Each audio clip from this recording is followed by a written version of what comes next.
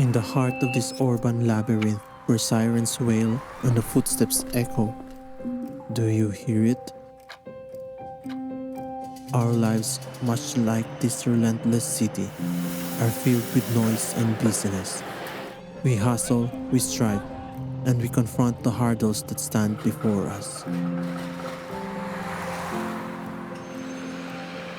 But amidst the chaos, there exists a solace, a sanctuary waiting to be discovered.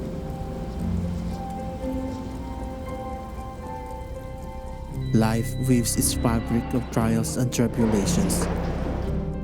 Yet within its intricate design, there's a melody, a tranquil pause. In this ceaseless city of ours, we are the architects of our own destinies. The noise may surround us, but it cannot drown out the resilience that resides within.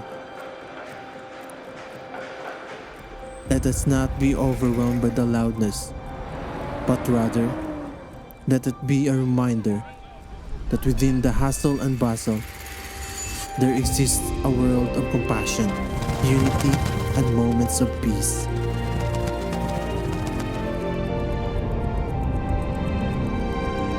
The heartbeat of life, the rhythm of your journey, the symphony of the city, and the world beyond.